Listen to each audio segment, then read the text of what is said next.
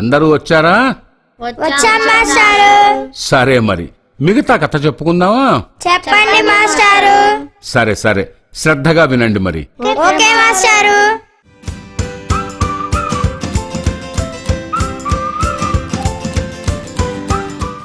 యాకోబు పరివారం చుట్టూ దేవదూతల సైన్యం రక్షణగా నిలిచి ఉండడం చూసిన లాబాను భయపడి యాకోబుతో సంధి చేసుకుని దీవించి అతన్ని సాగనంపాడు.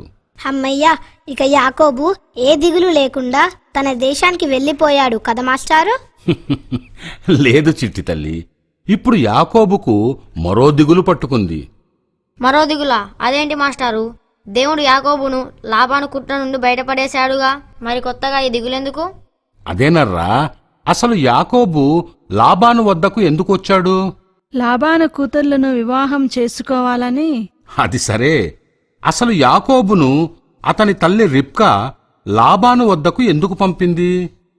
ఓ అదా మాస్టారు, యాకోబు తన తండ్రి నుండి మోసపూరితంగా దీవెనలు పొందాడని యాకోబు అన్న ఏశావు పగబట్టాడు కదా, అతని నుండి యాకోబును కాపాడాలని వివాహం సాకుతో ఇస్సాకును ఒప్పించి యాకోబును క్షేమంగా తన అన్న లాబాను వద్దకు పంపింది.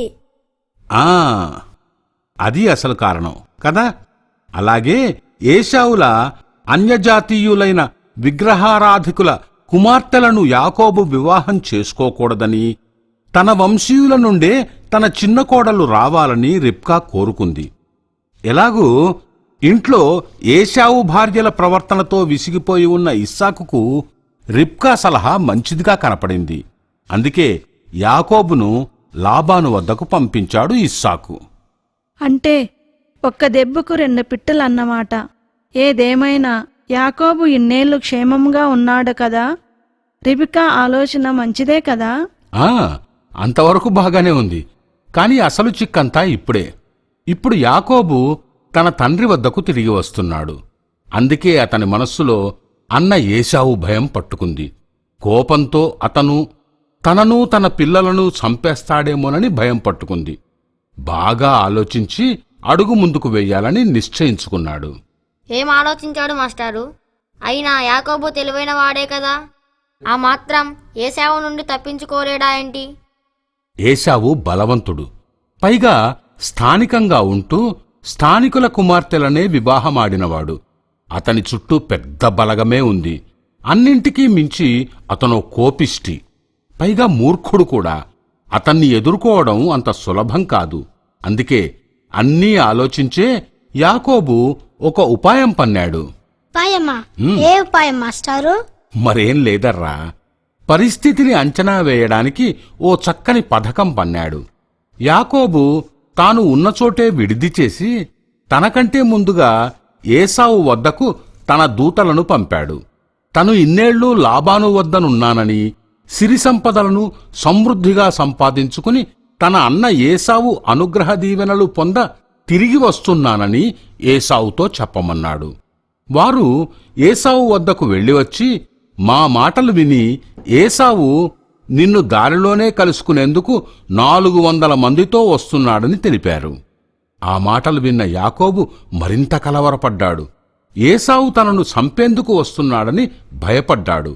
వెంటనే తన పరివారాన్ని, పశుసంపదలను 2 గుంపులుగా విడదీసి వేర్వేరు చోట్ల ఉంచాడు.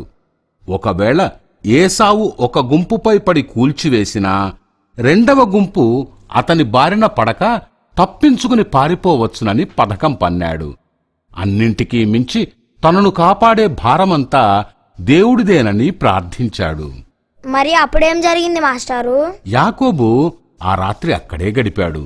తనకంటే ముందుగా ఏశావుకు వరుసగా కానుకలు పంపి అతన్ని ప్రసన్నం చేసుకోవాలనుకున్నాడు. కానుకలను 3 జట్లుగా పంపుతూ, మీ దాసుడు యాకోబు మా వెనక వస్తున్నాడు అని ఏశావుకు చెప్పి కానుకలను అందజేయమన్నాడు.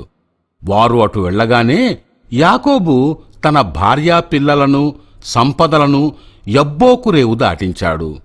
ఇక మిగిలింది యాకోబు ఒక్కడే. ఆ రాత్రి అక్కడే విశ్రమించాడు. అంటే యాకోబు తన పరివారాన్ని, భార్య పిల్లల్ని, సంపదలు అన్నింటినీ ఏరు దాటించి తానొక్కడే ఆ రాత్రి అక్కడే ఉన్నాడా మాస్టారు?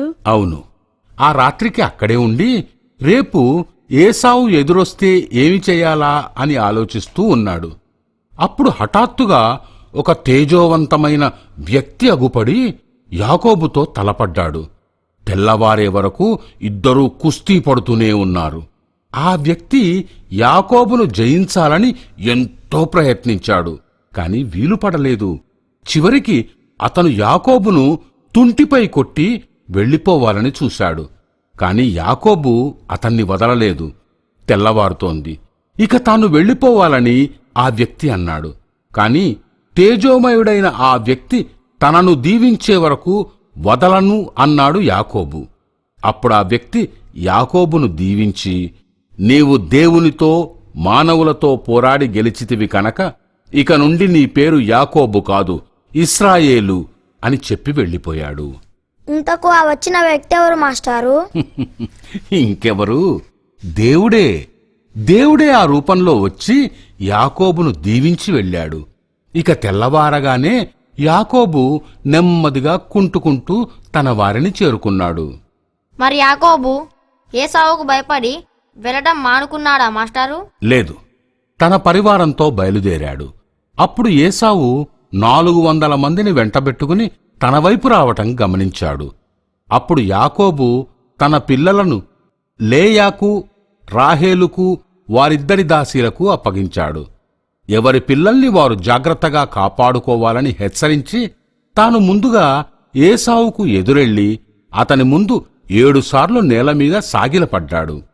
ఏసావు ఆప్యాయంగా యాకోబును కౌగలించుకుని ముద్దాడాడు. అప్పుడు యాకోబు భార్యలు, పిల్లలు, దాసీలు అందరూ ఏసావు ముందు సాగిలపడి నమస్కరించారు.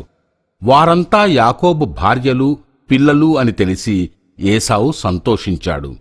మరి ముందుగా వచ్చిన 3 గుంపులు ఎవరివి అని ఏసావు యాకోబును అడిగాడు. వారు నేను పంపినవారే. వారితో మీకోసం పంపిన కానుకలను స్వీకరించండి. దేవుడు నన్ను కనికరించి అపార సంపదలను ఇచ్చాడు అని యాకోబు ఏసావుతో చెప్పాడు. ఏసావు ఆ బహుమానాలను స్వీకరించి యాకోబుకు అభయమిచ్చి తను ఉన్న సేయీరుకు వెళ్ళిపోయాడు. ఆ తర్వాత యాకోబు నెమ్మదిగా బయలుదేరి సుత్కోకు చేరుకుని అక్కడే ఇల్లు కట్టుకుని పశువులకు పాకలు వేయించాడు. మాస్టారు, మరి యాకోబు తన పరివారంతో తన తల్లిదండ్రుల వద్దకు వెళ్ళలేదా? లేదమ్మా, అప్పటికే తన తల్లి రిబ్కా చనిపోయింది. ఏసావు వేరే చోట తన భార్యాపిల్లలతో కాపురం ఉంటున్నాడు. ఇస్సాకు మాత్రం అబ్రహాము నివసించిన మమ్రే లేదా హెబ్రోను అనే చోటనే తన పరివారంతో ఉంటున్నాడు. యాకోబు మొదట సుత్కోతులో కొన్నాళ్లుండి ఆ తర్వాత కనాను దేశంలోని షెకెము నగరానికి దగ్గర్లో నివాసం ఏర్పాటు చేసుకున్నాడు. అయితే అక్కడ యాకోబు లేయాల కూతురు దీనాను అక్కడి యువరాజు అవమానపరచడంతో దీనా సోదరులు వారిపై ప్రతీకారం తీర్చుకుని అక్కడి వారిని గుట్టుగా చంపేస్తారు. ఇక దాంతో యాకోబు భయపడి అక్కడి నుండి పారిపోయి దేవుడు చెప్పినట్టు బేతేలు చేరుకుంటాడు. యాకోబు కలగనిన చోటు అదే. అయితే యాకోబు చివరికి బేతేలులో స్థిరపడ్డాడా మాస్టారు? లేదు, కాని ఆ సమయానికి రాహేలు మరలా గర్భవతిగా ఉండింది. వారు బేతేలు నుండి బయలుదేరి ఎఫ్రాతాకు కొంచెం దూరంలో ఉండగా రాహేలుకు నొప్పులు మొదలయ్యాయి. విపరీతమైన ప్రసవ వేదనతో రాహేలు విలవిలలాడిపోయింది. చివరికి ఒక కొడుకును కని చనిపోయింది. అయ్యయ్యో, రాహేలు చనిపోయిందా? మరి తాను ఎంతో ప్రేమించిన భార్య చనిపోతే యాకోబు విలవిలలాడిపోయింటాడు కదా మాస్టారు? అవును, పుట్టిన కొడుకుకు బెన్యామీను అని పేరు పెట్టాడు. ఇక రాహేలు దేహాన్ని ఎఫ్రాతాకు వెళ్లే దారిలో సమాధి చేశారు. ఇంతకు ఎఫ్రాతా అంటే ఏ ప్రాంతమో తెలుసా? తెలీదు మాస్టారు. అదేనర్రా, బెత్లెహేము. దానినే దావీదుపురము అని కూడా అంటారు. మన ప్రభువు పుట్టింది అక్కడే. అదా మాస్టారు? ఆ, అంటే ఎఫ్రాతా అన్న బెత్లహేము అన్న ఒకటే అన్నమాట. అవునర్రా. ఆ తర్వాత ఇశ్రాయేలుగా పిలువబడిన యాకోబు ముందుకు సాగిపోయి ఏదేరు గోపురానికి అవతల గుడారం వేసుకున్నాడు. అప్పటికే పండు ముసలివాడైన ఈసాకు వయస్సు 180 సంవత్సరాలు. యాకోబు తండ్రి దగ్గరికి వెళ్లాలనుకున్నాడు. కాని ఈలోగా ఈసాకు చనిపోయాడనే వార్త యాకోబుకు చేరింది. యాకోబు వెంటనే మమ్రేలో ఉన్న తండ్రి ఇంటిని చేరుకున్నాడు. మమ్రేన్నే హెబ్రోను అని కూడా అంటారు. ఏసావు కూడా తండ్రి ఇంటికి వచ్చాడు. అన్నదమ్ములిద్దరూ కలిసి ఇస్సాకును గౌరవంగా సమాధి చేశారు. ఆ తర్వాత ఏసావు వెళ్ళిపోయాడు. యాకోబు అక్కడే ఉన్నాడు. ఇదర్రా జరిగింది. సరే, ఈ రోజుకు ఇంతవరకు చాలు. ఈసారి వచ్చినప్పుడు యాకోబు సంతానం గురించి తెలుసుకుందాం. సరేనా? అలాగే మాస్టారు. బాయ్.